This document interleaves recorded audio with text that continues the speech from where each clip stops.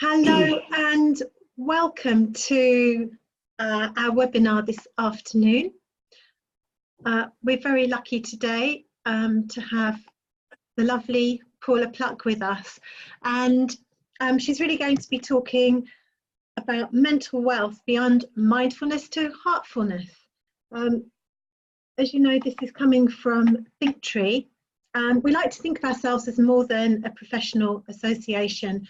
We're people, we try to give the very best incentives to people, the very best support, and not just to our members, but also to training providers, because we really like to support new therapies, new cutting edge stuff, and the whole of really the worldwide health and wellbeing sector, from medics to anybody who perceives themselves as uplifting and supporting people. So a little word about Paula. Paula founded Smart Foundations in 2010. She's trained hundreds of teachers to share with their students and clients that greatness starts within. And we're very lucky because she's been practicing meditation and mindfulness for nearly 30 years.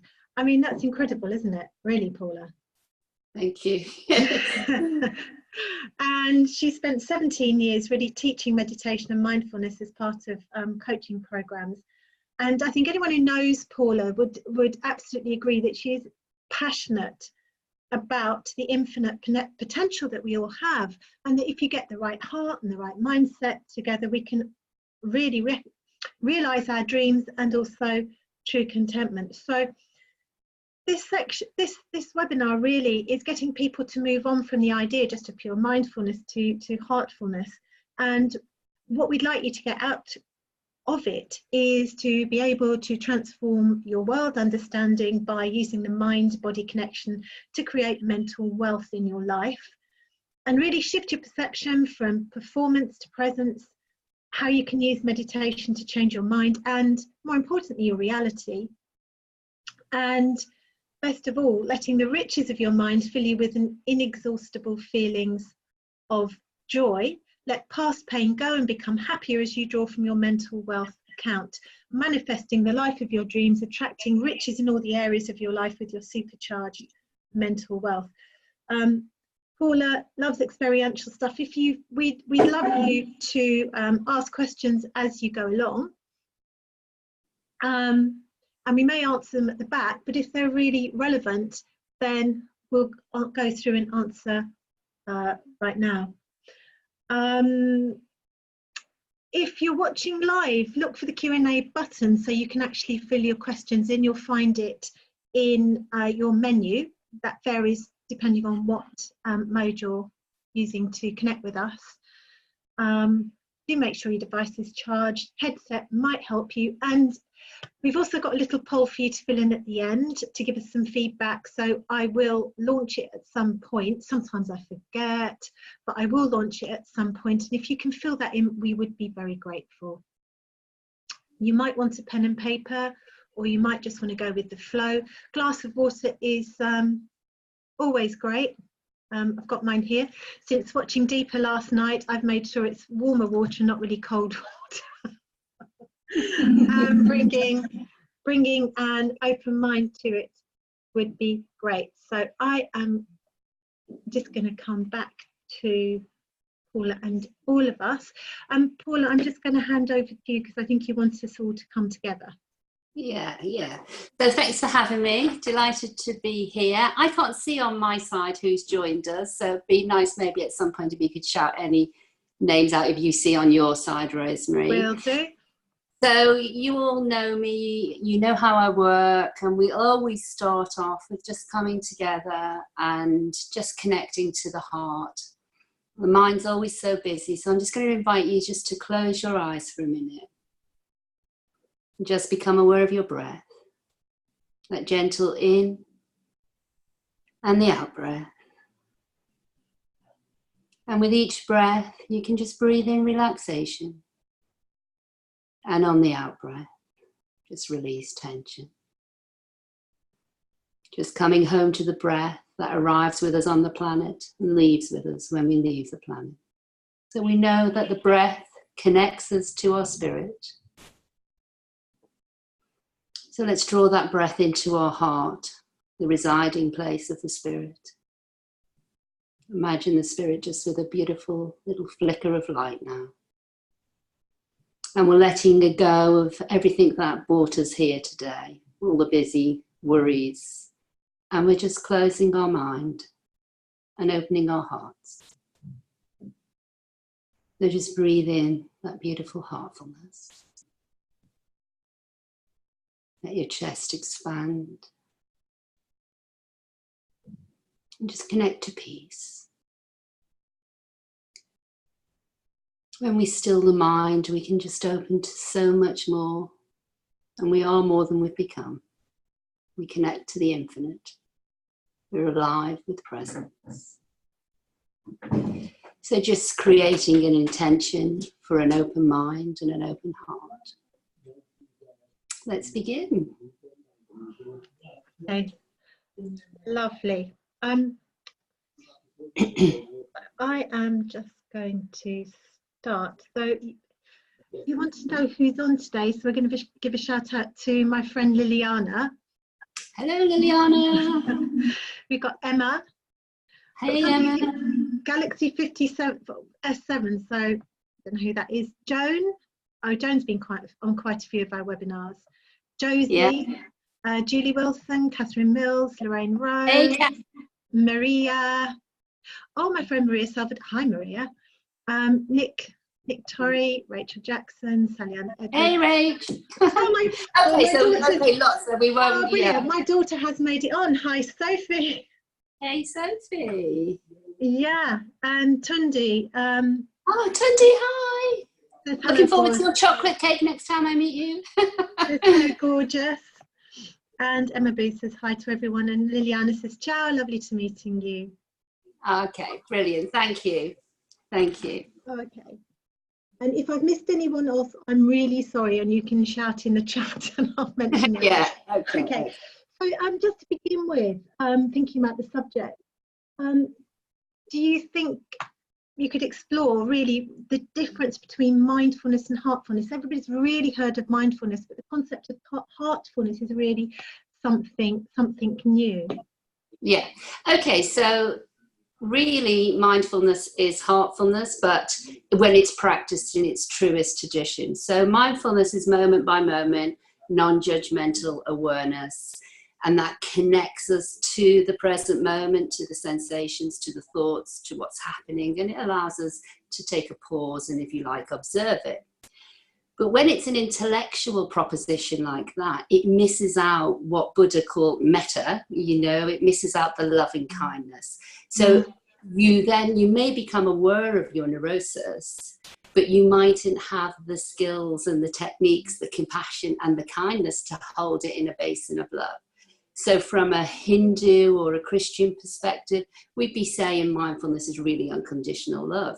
So moment by moment, moment by moment, non-judgmental awareness with a basin of love. So there's a real kindness in the background.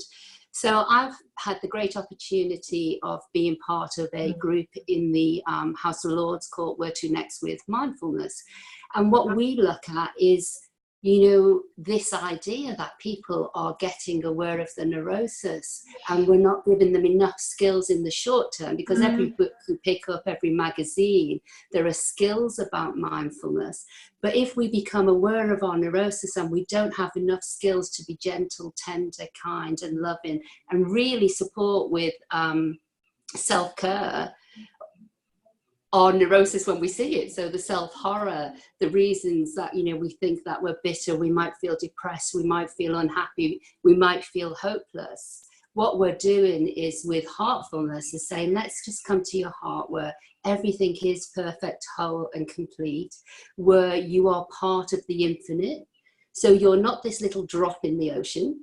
You're not even the wave, you are connected to the ocean. And so you can draw on this inner power of creation, which makes you feel more safe, actually. It makes you feel more still, more peaceful. And when you feel all of those things, you cease to be in the primitive mind, so you're not in hypervigilance, you've got an open heart, and having an open heart, you can receive. So this is why we would want to receive and manifest from that place, because there is no personality fear in it. There is unconditional love in it. So it then, because we gravitate to what we are, we bring toward us. So if we can bring more unconditional love into our life, that's what we're bringing towards us. So that's like the essence. So in a sentence, after all of that, basically, heartfulness bypasses the primitive mind and takes us into the essence of our spirit. So it takes us into the essence of what we could call on the spiritual path, I am presence.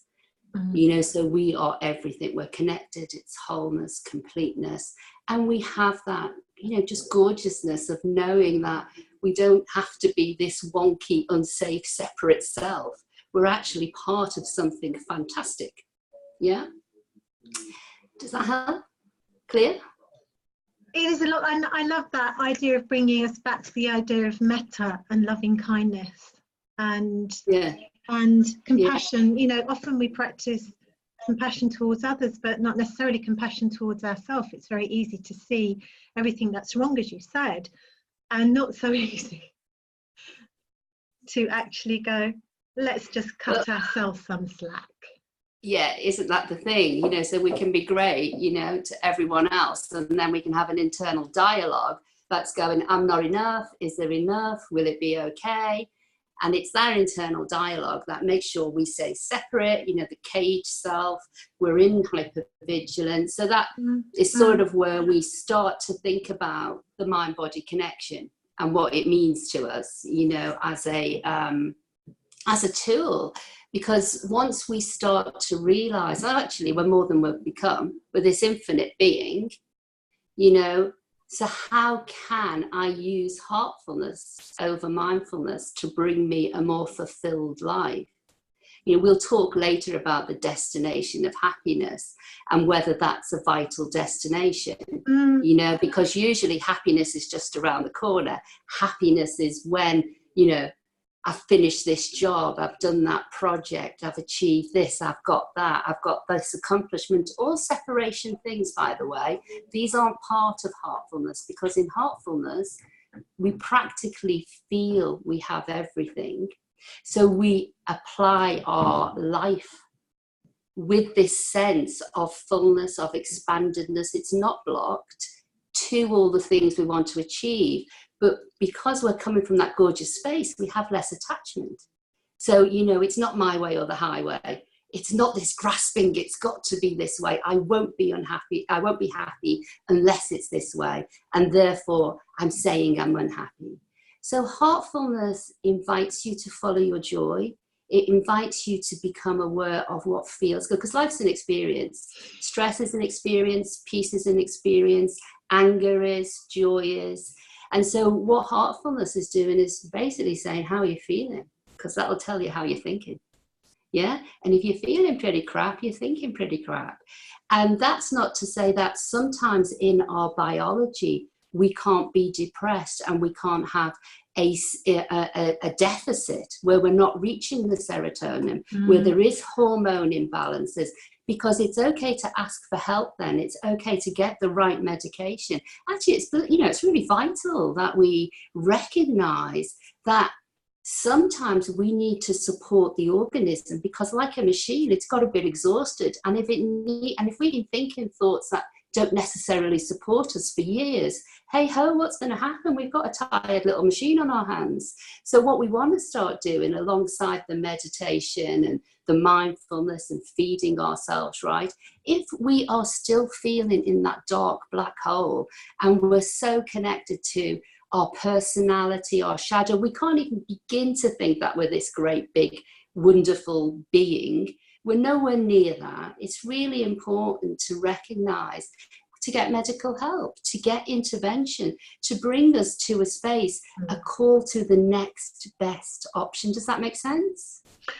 No, it absolutely does, because what that is also to do with building self-worth, to say I do deserve to have somebody to help me. I'm not here by myself, and that idea of just being alone you know, Yeah, that I think. and so many of us feel that, you know. Yeah, so very, very, very much so. And I know we were talking before very much about differences between two words that sound exactly the same. Oh, yeah. But, you know, before we go there, can we just expand a little bit on this primitive self and the higher self? Absolutely. Would that be okay? Because I think it's a nice stepping stone, you know? So our primitive self, you know, this is us, you know, afraid of the tigers. It's our evolutionary program. We're hardwired, you know, so fight, flight or freeze. And what's happening is, of course, is we're riding those responses in everyday life. When we're in a traffic jam, when we're comparing ourselves to someone and we don't think we're living up, when we're saying we're not enough or there isn't enough, can't get the mortgage, can't do this, we're in that survival mode. So guess what? In that mode, we are not gonna be able to go, hey, you know, look at me, I'm this wonderful being. We're going to be feeling pretty crappy, and we're going to be going, okay, how am I going to survive? How am I going to get out of it? So our heart's not going to be open. And one of the things, I wrote it down somewhere, you know, one of the guys I really love is Joe Dispenza. Oh, you know, he comes up as, you know, Bruce Lipton, Greg Braden, you know, heroes of science, you know, the language to the modern day mystic, I think, you know, and then we've got the lovely mystics. You know, we can't ignore that our spirituality and mindfulness came from a gorgeous backdrop of the mystics, you know, that this is really important to accept, because if we kick them out, we kick the spirit and the power of it out, you know, and that's really important to hold on to. So Joe says, which I think is like just a brilliant way to bring it all together, in order to change your personal reality, you must change your personality. And I just think that is really lovely. Yeah. So what you know, so just expanding on that, what he's saying is we get, see, as organisms, we like the familiar. We like to feel safe. We like to feel part of the tribe. So we like this familiar. So if we wake up each morning and let's just say we're dealing with anxiety, stress, depression, we wake up each morning, we think, oh God, not another day. Am I going to feel like this? Will I get through it? How is it going to be? Joe's like, whoa, take control. Don't play that game. Actually reach out, a bit like Esther Hicks says, you know, the Abraham, reach out for a higher feeling vibration. What would be the next thought? Oh, I'm willing for today to be better. I'm willing, or I'm open for today to show me something I haven't been able to see in the last few days, because it's been tough, or the last few months, last few weeks. Because let's face it, in reality, you know, we're not all breathlessly happy, and none of this stuff means anything if it doesn't show up when we need help. We are using all of this to create a more beautiful life, aren't we? You know, we want a happier life. That's the bottom line. So what I love about when we start to take control and think, actually, well, what about my spirit? What if I'm not just a drop of water? What if I really am the ocean? You know, I mean, quantum physics is a whole nother discussion, which you'll be glad to hear I can't take you to, but I do understand it, you know. But it is a whole nother, you know, where we're all connected. There is a sense of oneness. You know, we get oxygen, the trees are connected. Isn't it wonderful that, you know, the iPad I'm sitting on, we're facing each other. How many people came together to dress us today, you know, to make the clothes, the chairs we're sitting on? We are connected. We just don't see it as practically. We don't see how important nature is to us, but we are connected. So we're starting to change our mindset from a mental health that's negative to a mental wealth. So we start to get grateful for what's around us, you know, because we may be depressed, but we can see, we can talk, we can walk, we can feel, you know, there are things happening. We can be grateful for our family members, a roof over our head, you know, we can be grateful for stuff. So even if it's only the babyest step toward gratefulness, it's a step that changes our biology. And when we change our biology, our life changes, even if it's only for a moment. And every single moment we make that great decision to not get stuck in the woe, but getting the, whoa, it's a great, there's something good to be here. Every time we take a moment to go there, it's a victory. It's a fantastic victory. So our whole life is basically designed on how we think, act, and speak.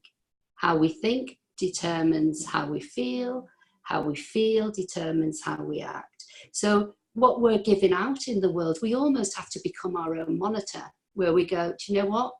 That is not the authentic me, because the authentic me is the ocean. I refuse to be a drop anymore. I am actually part of the whole. So we're starting to change our mindset to this wealth mindset. We've got this idea, oh my God, okay, this is brilliant. I now have an opportunity to step into the riches, this, undeniable joy through my spirit. That is happening for us when we focus, because our thoughts lead to new emotions. So what we want to be doing is not creating cortisol, lactate, adrenaline, and getting overstressed and depleting our well-being. We want to be doing the whole press pause and let me create, through opening my heart, through feeling some love, let me create the dopamine, the oxytocin, the happiness. There's a lovely study out at the moment on gratitude and kindness. And if you do one act of kindness, it affects 5 people. And those 5 people then affect 5 people. So your contribution leads out a ripple, like mindfulness, a ripple in the water, leads out to 125 people. And often when we're overwhelmed and depressed, we feel like we've got no contribution. We feel like there's nothing we can give. But actually, just one little act of kindness affects 125 people. Isn't that amazing? It's totally amazing. And I do, it's so, I was going to say easy, and I don't want to say easy. I want it to become very hard. I want it to become almost impossible for people to get stuck in the illusion of the opposite of gratitude. Stuck in the illusion that there isn't kindness. Because some of the greatest joy you can, it's true, just say something nice to somebody. Something that is unexpected and nice and kind. And you light up their day, but you also you feel that, because you realise what, if you like, coming back to what you've said, the treasure you have within to give that to other people and for that to be reflected back to you.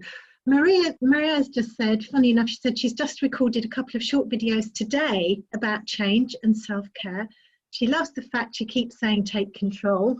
Right. That's her business name. Everything. So the first, sorry, go on. So everything ultimately is about realising we have so much more control than we think over our mind, over our thoughts, and therefore over our whole biology.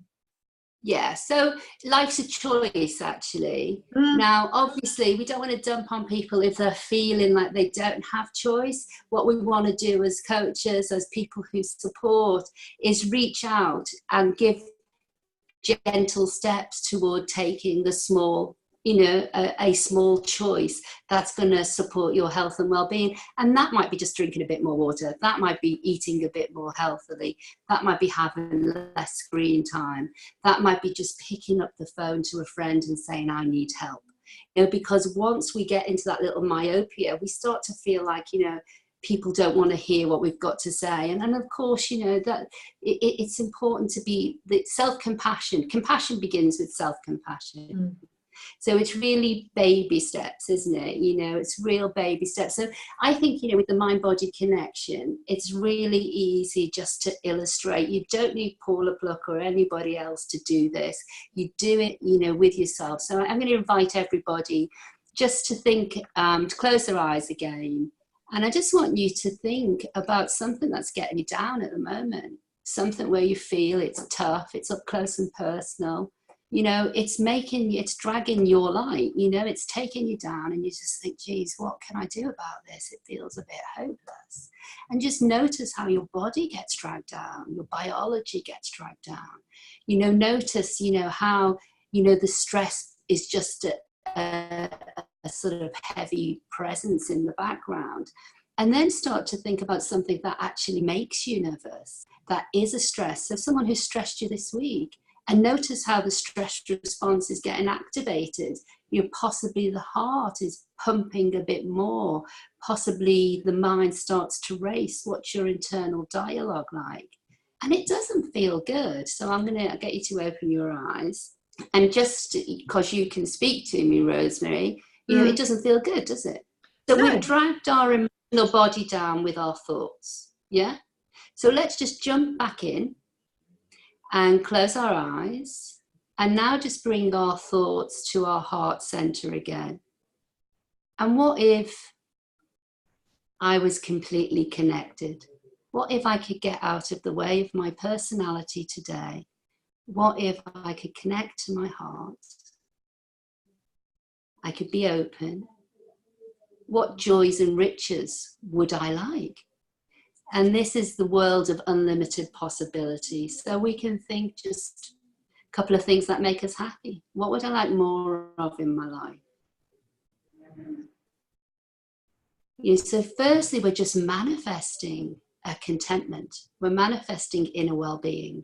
And that's we're connecting to our spirit. So just let the brightness turn up on that. Let the heart feel warmer. Imagine just like a little, glow of light all around your body.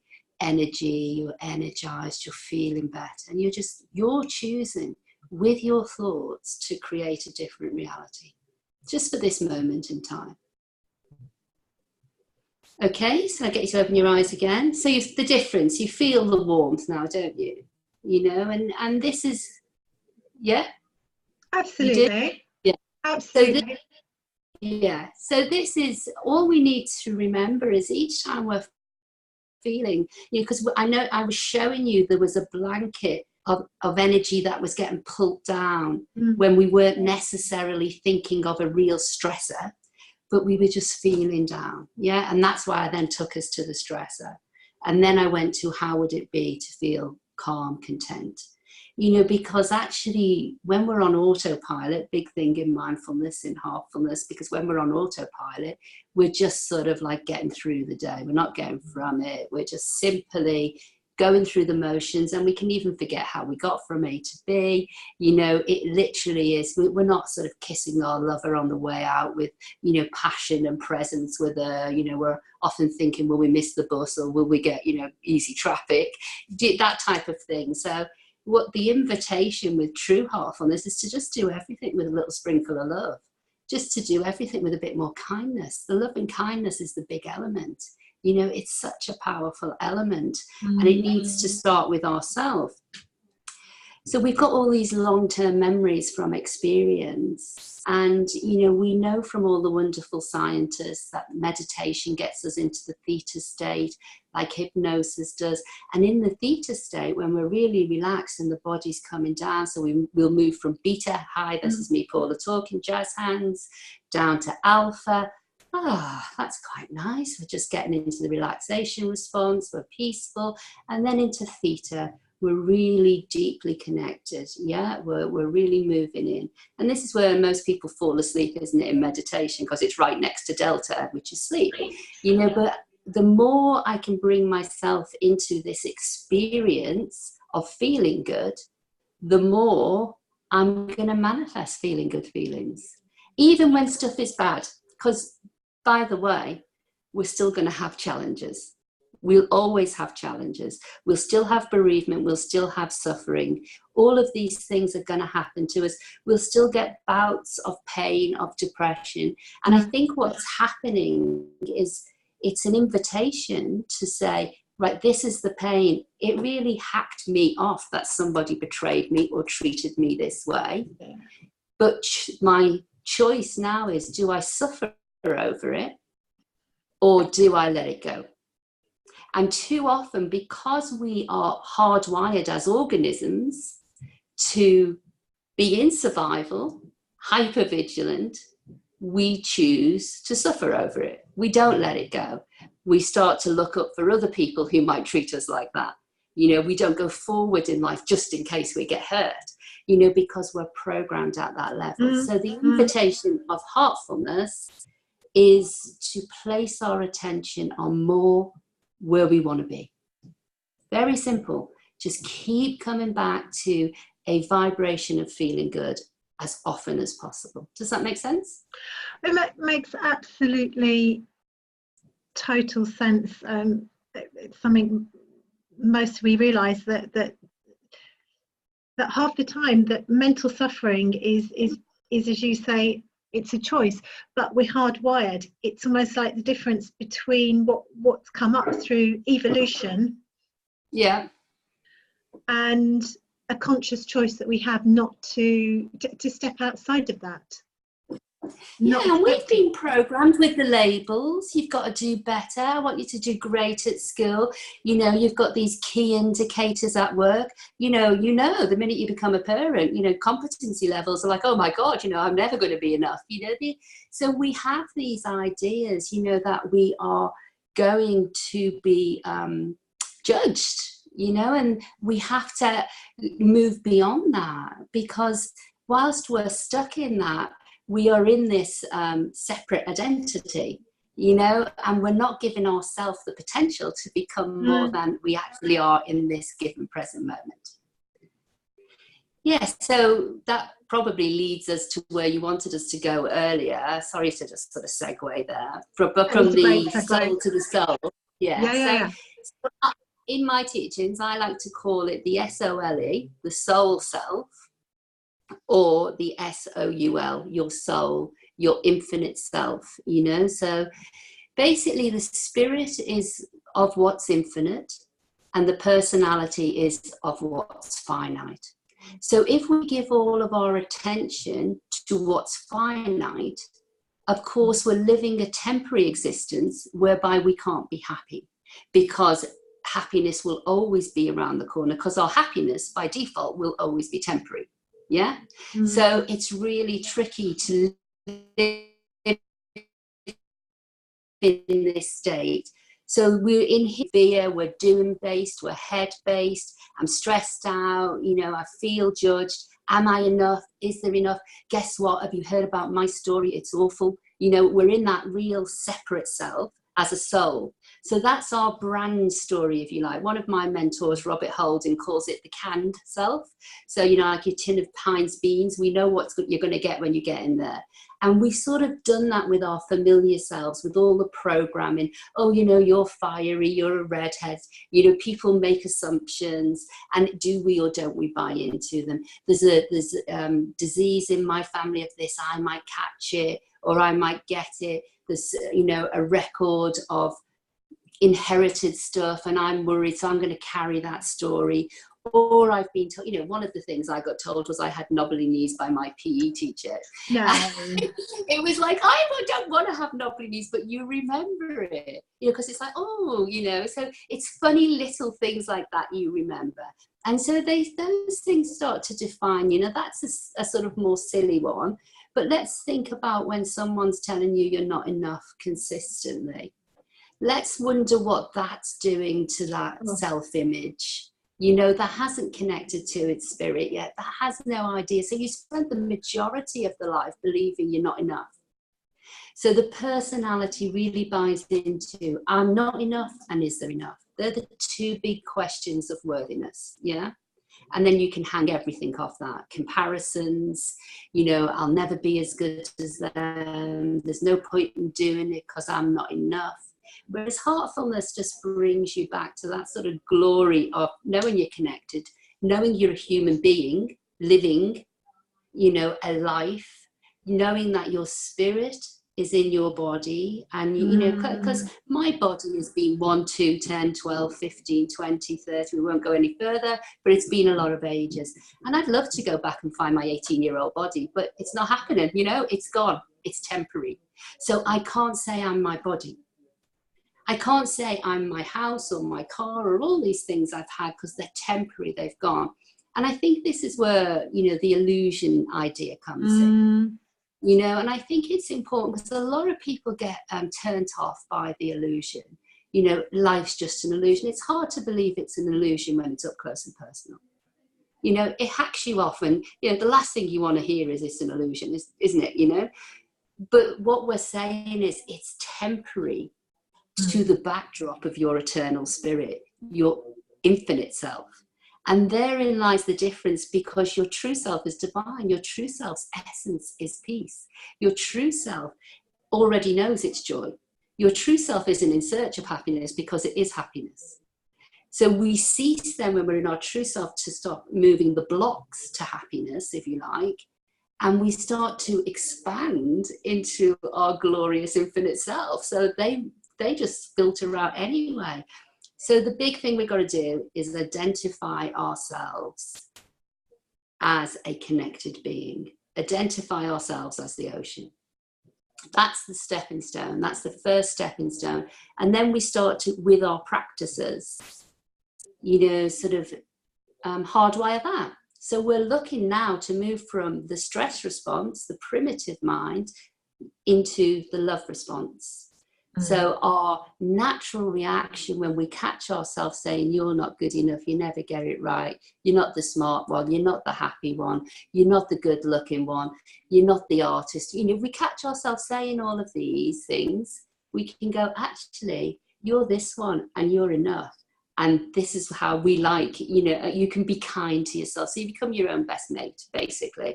And we all know that lovely exercise. Would you speak to yourself the way would you speak to your best friend the way you speak to yourself? And the answer is no, because you wouldn't have a best mate anymore, would you? You know? I remember in my first book, a long time ago, my first question I asked everybody was, could they press pause? Could they have an hour where everybody could hear every thought they had?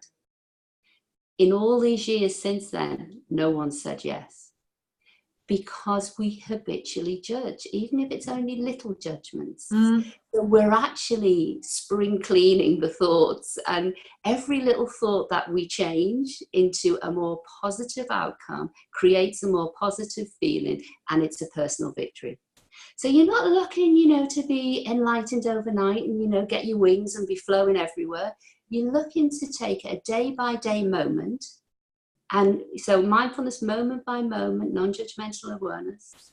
Heartfulness, moment by moment, non-judgmental awareness in a basin of love. So it's just basically unconditional love, which all the great spiritual teachers talk about, yeah? So you're looking for moments where you're just not judging yourself, because it has to begin with you. You cannot give another what you can't give yourself.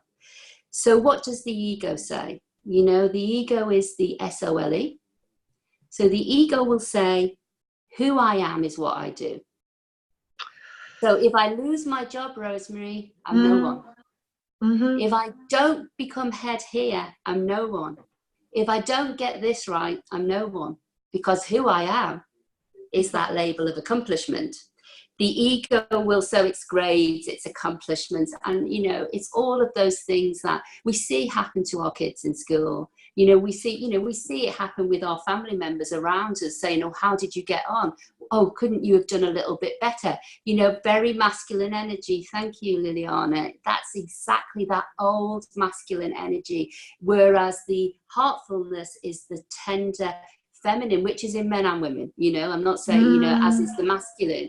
We had a conversation yesterday about the masculinity and the strength that we were all put forward to. So the ego is constantly defining us, say, like, about what other people think. That's another great one. I am what you think, and I'm not good enough if I don't get invited to this, or I don't do this, or I don't do that. So what other people think about me determines who I am. Wayne Dyer says something lovely. Other people's opinion of me is none of my business. And I think, it.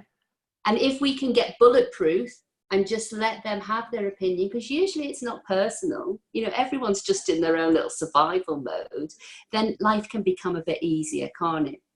So another one is, who I am is separate from you. Because of all of those things, who I am is separate from you.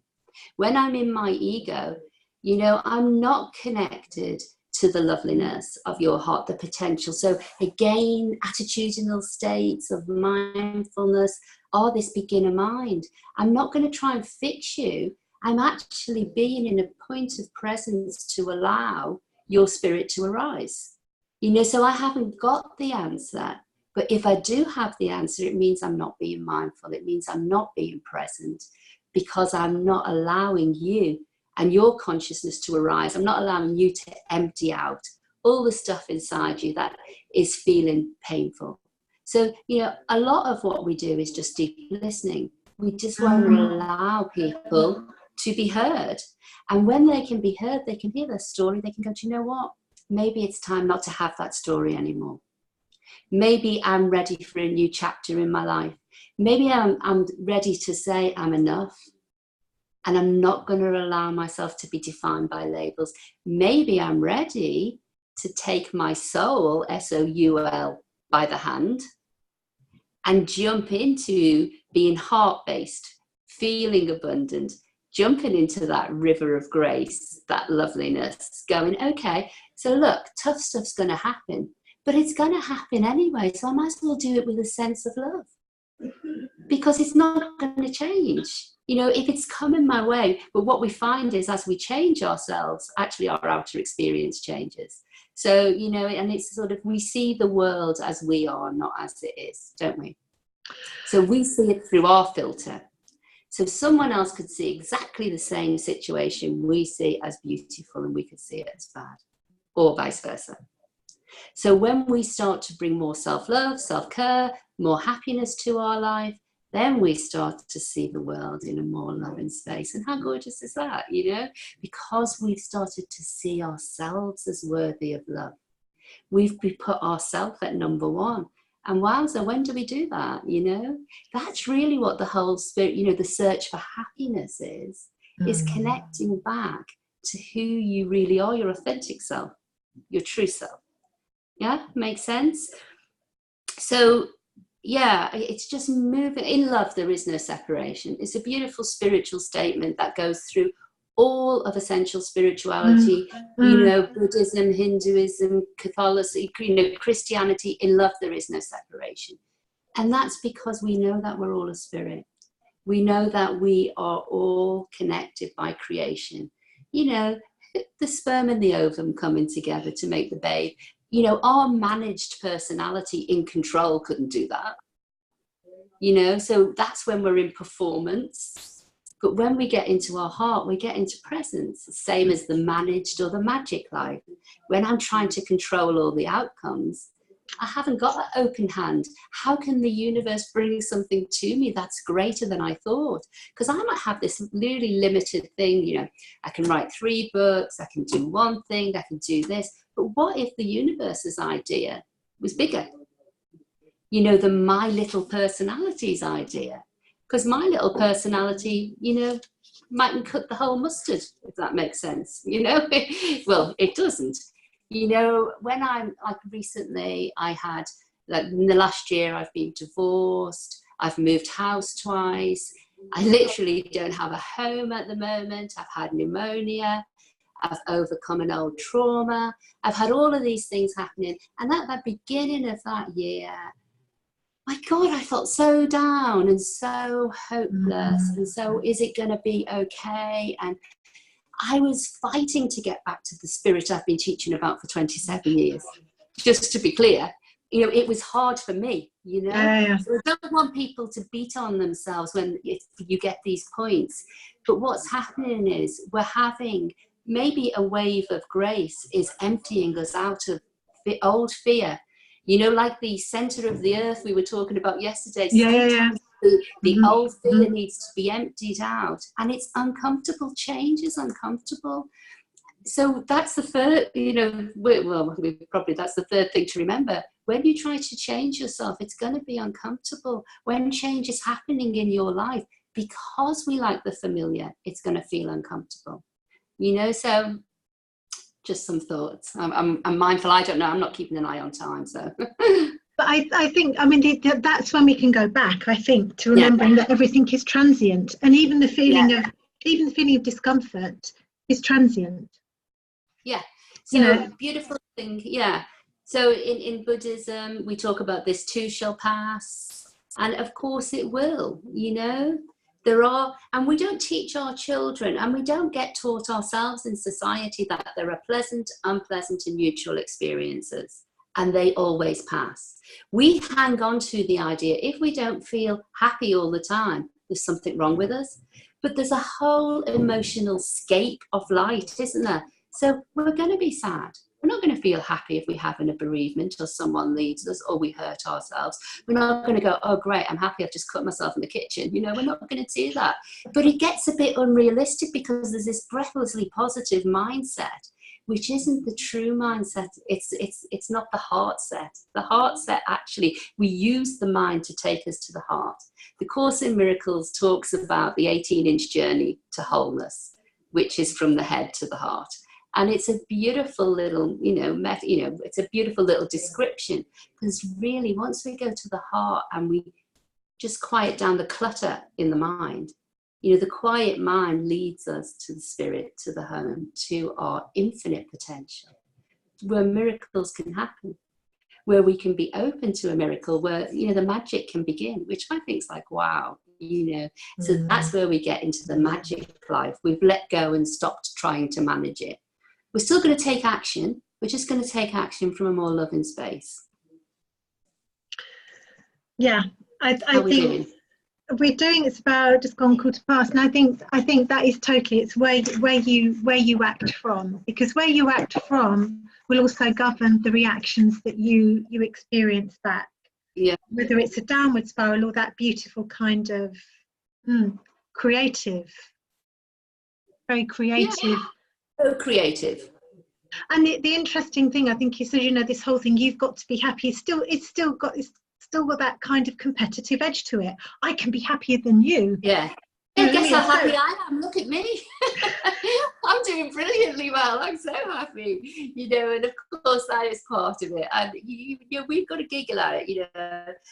You don't see an unhappy Buddha. I think there is an eminence, a presence, a permeation of gentle joy in the background. So if I follow my joy, so I'm changing now my thoughts, I'm following my joy, I'm not trying to be happy. Which one feels better? Oh, joy. I've got to be happy, or I follow my joy. It's not rocket science, is it? So I'm looking at the time. Do we need questions? I've got a few questions for you. I'm just wondering if you've got any more questions that you could pop it into the chat. If you can't spot Q&A, chat's absolutely fine. I'll start with one question here that I think often that people do feel when they first really start to go inward, and they go, how can I really trust what I'm getting? Is it my ego? Is it really the real me when I'm tuning into my inner guidance? Am I making it up? Is this real? Yes. How can I trust it? Yes, so perfect question, because it's really important to be congruent with how your higher vibrational self feels. Yeah. So you can trust it because it will always be of love. It will never demand anything of you. It will never tell you to do anything. It will be there with this open voice of potential, but that potential doesn't have an end game. And it certainly doesn't say, and if you don't do it, you're not good enough. And why can't you just get your ass into gear? It's got none of that around it, no subtlety of that around it. There is a sense of well-being with it. There is no demanding. It's like your choice for love. It's a choice for love reflected back at you. Would be the nice way to say it, I think. Does that make sense? Oh, it totally. And I can remember sort of what the time in my life when I really was challenged the most, and I felt that connection with love at that point.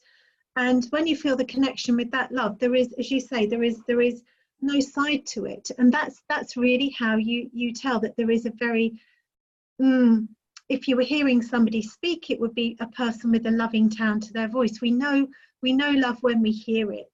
We know love when we see it in body language.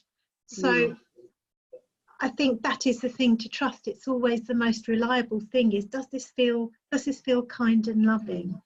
If it is, and it's a bit like the story between psychicness and intuition. You know, so there's gonna be these ideas, oh, you're gonna be a winner, this is gonna happen, you know, you will get the guy, you will get the job, you will get the... Your soul's not interested in any of that, because it knows this life's one temporary life. So your soul's never going to be driving that agenda, your SOUL one. Your infinite self will be driving the agenda of how can you show up more loving? What would life have you do? What would your higher self have you do? I'm happy with the good word. What would God have you do? What would your source have you do? What would be your best way to serve today on the planet? So, and actually the answer to that is become the most pure embodiment of love you can be in your given state. So, you know, if you feel like you're at 30% on 100%, go, do you know what? I'm not where I want to be. I'm trying for 31% tomorrow.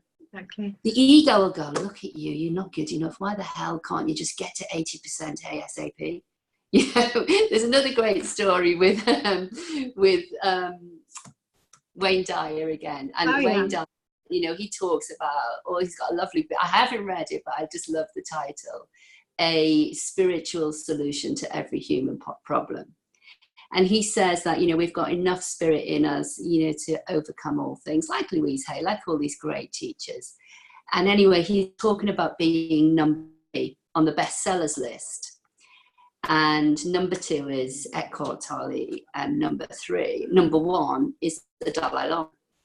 And his joke about it is, his spirit would go, isn't that wonderful? There's so much story coming out there and it's opening people's minds and hearts. But his ego would go, do you think I should ring up Eckhart Tolle and see how we can get the Dalai Lama off the number 1 spot? You know, and there's the difference. You know, if you're trusting your inner guidance, it's not on the temporary. It's about how you show up. It's literally about how you show up. And how you show up will gravitate more to you, because with an open heart, more comes to you. It's as simple as that. Okay.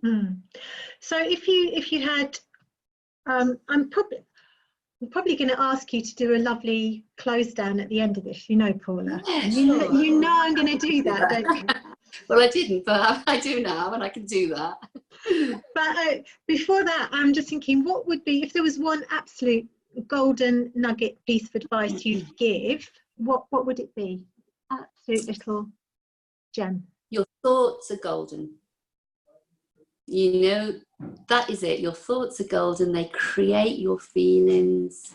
And if you can get yourself into a feeling state like joy has already happened, if you can practice that with your meditation, with your journaling, with your intention every day, when you can check you're not being kind to yourself, to be kind to yourself, you can just begin to create just a beautiful life, you know. And it's only baby steps. Just don't be harsh on yourself. So you're definitely enough. If you're in your ego, remember you're enough. And if you're wondering if you're enough, remember to go back to your heart space, to your eternal self, because you're always enough there. Everything's perfect, whole and complete. So golden nugget is keep an eye on those thoughts, and you'll know what you're thinking by how you're feeling. Brilliant. So if anybody has any other questions, do you know what I said to you at the beginning? I said, oh, I will remember to do the poll. And do you know what I haven't remembered to do? The poll. But that's okay, because I'm good enough, and it is enough. Yeah, it's enough. Exactly. You're enough. It's enough. Right, so everyone, thank you so much so far. I've launched the poll. If you can quickly just have a little look at it and fill it in, we would be incredibly grateful, because it does help us to plan webinars going forward, what you would really enjoy, what would be most useful for you, who you are, where you're coming from. There's just a few very simple questions, if you can add that in. It's sort of filling the screen up now. Is it meant to be doing that now before we finish, or? Yeah, I have to let it go like that before. Okay. But it's not filling the screen up of the recording, just by the way. That's just... Okay. I just can't see you anymore. I just see the poll. Oh, well, you can just grab it and move it across. Yeah, that's it. That's it. No, Hopefully. I can't. Because you're okay, you can't. Okay. I've closed it for me. Listen down, you can't do that on an iPad. That's fine. Yeah. That's fine. Yeah, That's I couldn't brilliant. anyway. They are, I tell you, people are brilliant because they're really answering the poll quickly. And you know why? That is because they want your clothes down. For me to do the clothes. Yeah, 7 out. Yeah. They are rushing, absolutely rushing through it. Yeah. And while they're doing that, yeah, I particularly would, while they're doing that, I will just do the last slide actually. Okay. Because I think we can all multitask to a certain degree. So again, Paula has got a free 21-day online course called, which thinks it's called To Create the Life of Your Dreams. And it could become the happiest person you know. It could be. It's something like that, okay? Yes, something like that. Just go to her website, which is smartfoundations.co.uk, and there's a box which we think is Miracles in You. Isn't that right, Paula? I definitely know the box you click on is that one to get to the link. Okay. And the 21-day course has 7 meditations in it as well, and I arrive in your inbox every 3 days. Perfect. And if you'd like to get close to what Paula's teaching, she does a lot of trainer mindful wellbeing courses, and I think with Paula you've got somebody who's been doing it for decades and therefore has, if you like, the embodied skills to really support you, and what she calls Heartfulness soul coaching. And just drop her an email at info@smartfoundations.co.uk, and I know Paula will get back to you. Yeah, so the essence of what we've been talking about today, that's in the teacher training of Heartfulness soul coaching. Brilliant. That's the essence of that. So that's a very much more spiritual one. Some of the other courses are a bit more secular, so you can take them into the workplace, you can take them into schools. But this one is if you are a spiritual mentor. Great. If you're watching live, you will get a CPD certificate emailed to you. Recordings are available for free. I just seen Tunde saying Paula's training is brilliant, so I said thanks. I've just seen Rach pop up. I'm seeing people say little things. So.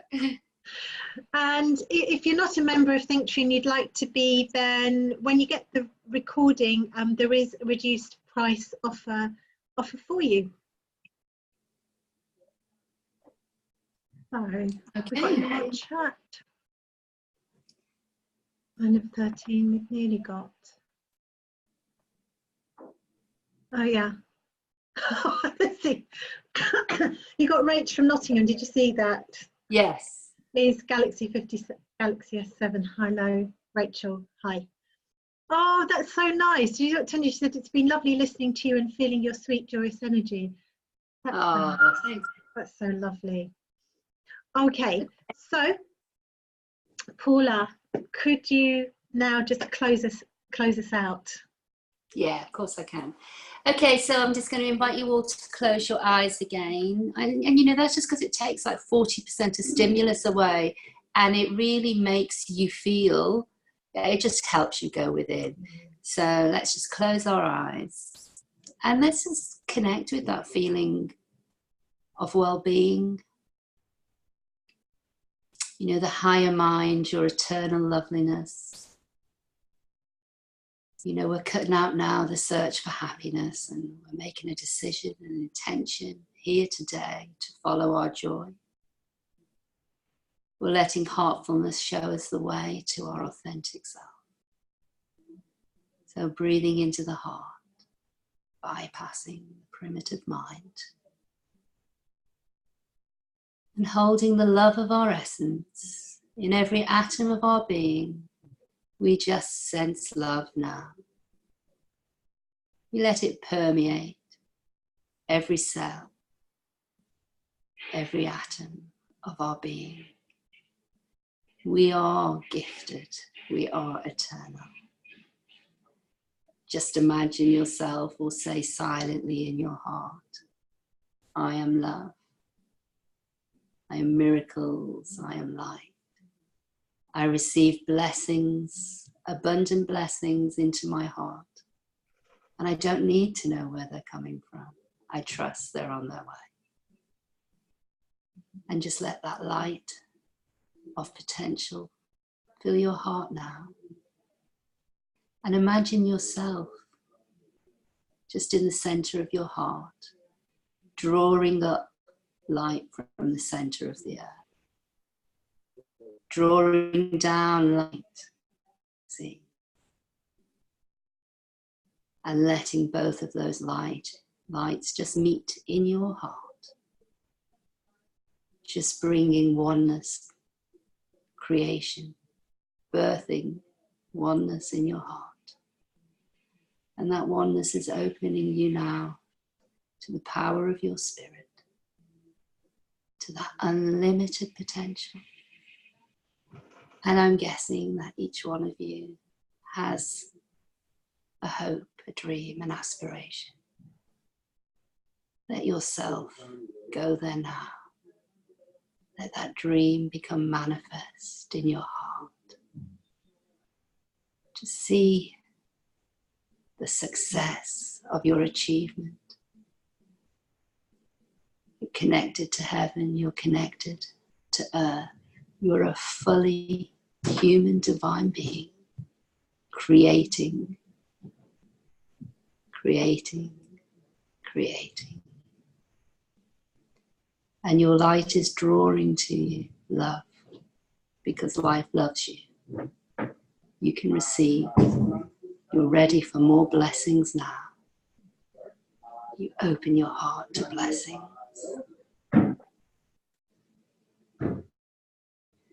So may it be. And you trust in that. We're not going to go back to pull up the seeds we've planted. We're just going to let that magic just float out, that energy. And on wings of light, we'll draw to us that which best serves us. So breathing into the heart again, just being aware of your physical, beautiful heart that does so much for you. Every day are we grateful for that heart pumping the blood around our body. Those gorgeous lungs that keep us alive, breathing. You know, do we wake up and think, wow, hey, look at my body, look at me. You know, just give some thanks for what you have here and now. Maybe just give thanks for 2 or 3 people in your life. Let them just shine in your heart.